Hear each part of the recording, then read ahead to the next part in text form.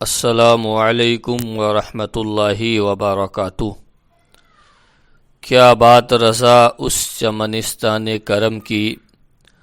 کیا بات رضا اس چمنستان کرم کی، زہرا ہیں کلی جس میں حسین اور حسن پھول، زہرا ہیں کلی جس میں حسین اور حسن پھول، کس زباں سے ہو بیاں عز و شان اہل بیت، مدح گوئے مصطفیٰ ہے مدح خوان اہل بیت، ان کی پاکی کا خدائے پاک کرتا ہے بیاں، ان کی پاکی کا خدائے پاک کرتا ہے بیاں، آیے تطہیر سے ظاہر ہے شان اہل بیت، آیے تطہیر سے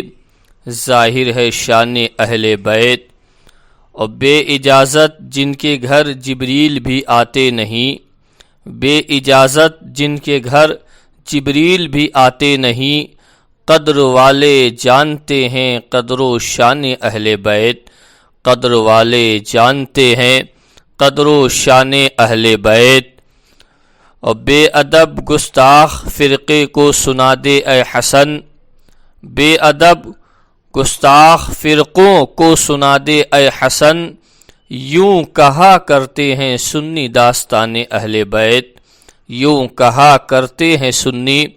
داستان اہل بیت۔ معزز و مکرم سامعین اہل سنت، کچھ دنوں سے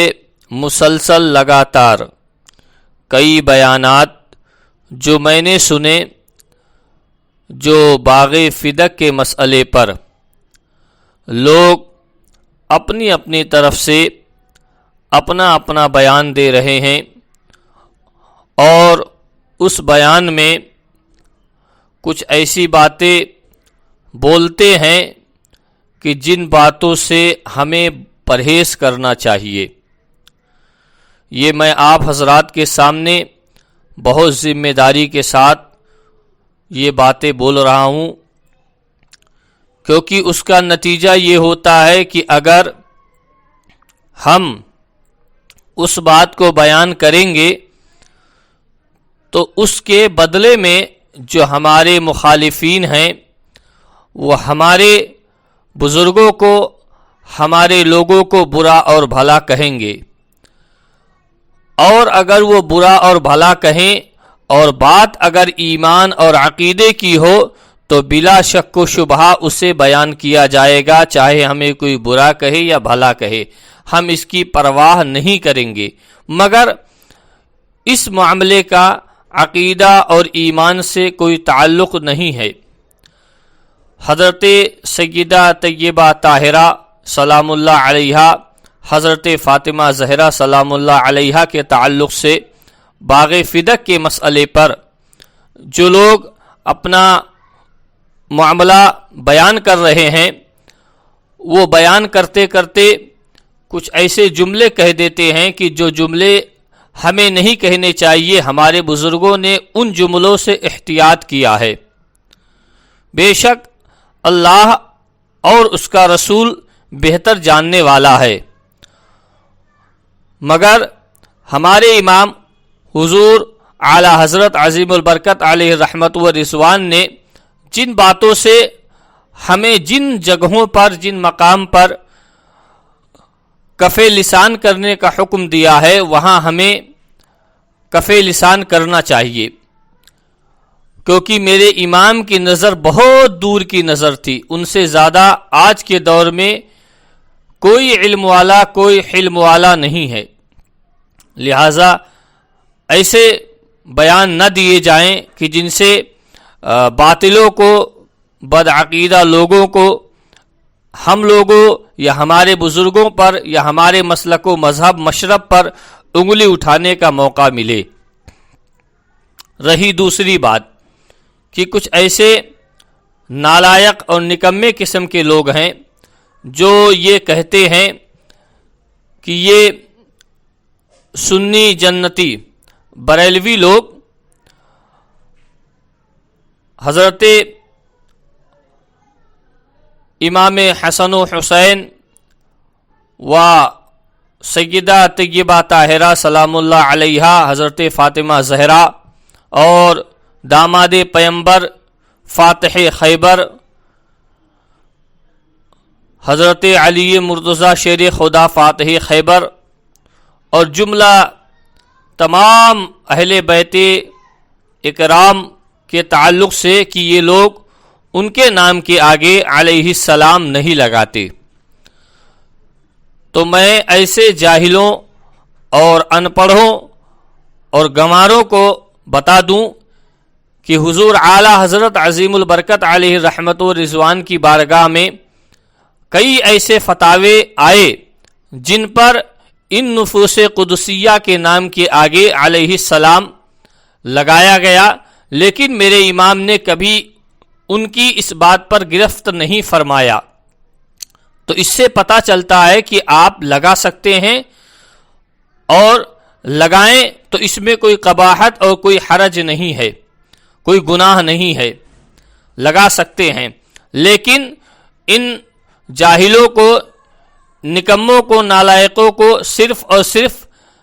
مسلمانوں کے درمیان اور خاص کر سنیوں کے درمیان انتشار، اختلاف پیدا کرنا ہے، اس لیے یہ اس طرح کی باتیں کرتے ہیں۔ جن کا دل کہے وہ لگائیں،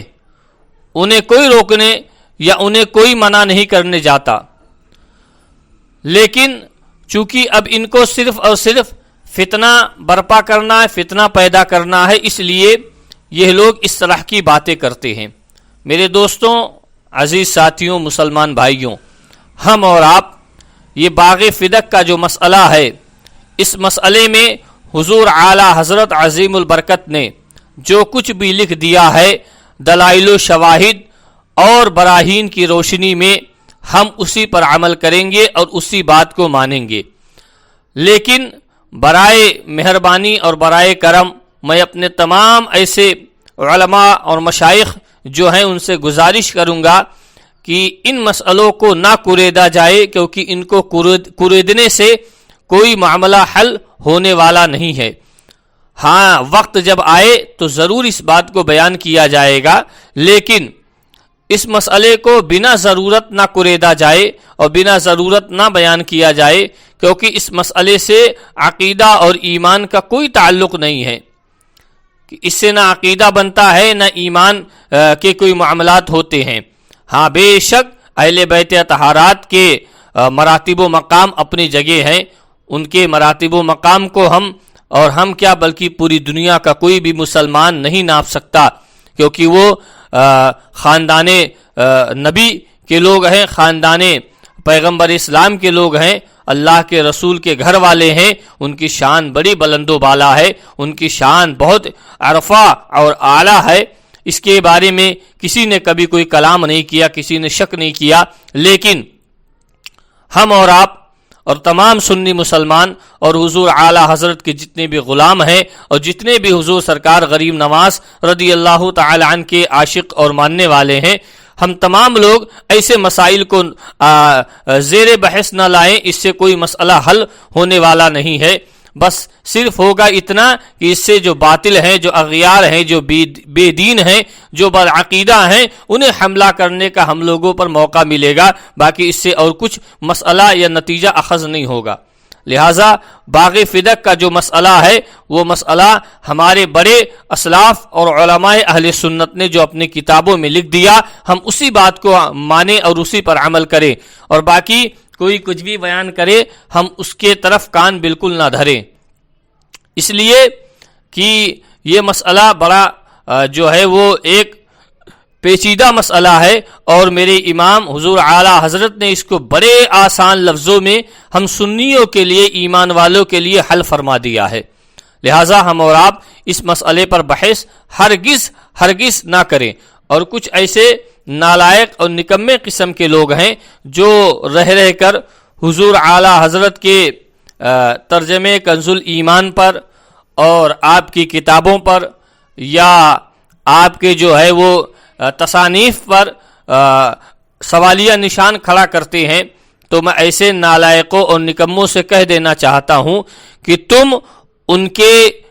جوتیوں کے خاک کے برابر بھی نہیں ہو، ان کی جوتیوں سے لگ کر جو خاک نکلتی ہے اس کے خاک کے کروڑویں حصے کے برابر بھی تمہارے پاس نہ علم ہے اور نہ تمہارے پاس حلم ہے. تمہارے پاس کچھ نہیں ہے، صرف اور صرف یہ بغض ہے جو تم اس طرف جا رہے ہو، جو ان کے اندر کمی اور کجی نکالنے کی کوشش کر رہے ہو. ورنہ عرب و عجم کے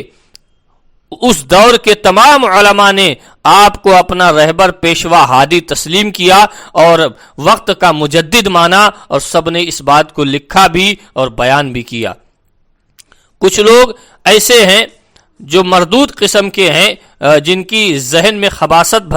بھری ہوئی ہے. وہ حضور عطا رسول سلطان الہند سرکار غریب نواز کا نام لے کر، حضور سرکار محبوب الہی کا نام لے کر، حضور سرکار بندہ نواز گیسو دراز کا نام لے کر، حضور سرکار مخدوم اشرف جہانگیر سمنانی قدسہ سرہ ربانی کا نام لے کر، حضور خواجہ فرید الدین گنج شکر کا نام لے کر، حضور بابا فرید الدین کے ساتھ حضور خواجہ قطب الدین بختیار کاکی، حضرت خواجہ علاء الحق پنڈوی، حضور صابر پاک کلیری اور دیگر تمام اسلاف اہل سنت بزرگان دین کا نام لے کر، اور یہ حملہ کرتے ہیں کہ کیا ان لوگوں نے کام نہیں کیا؟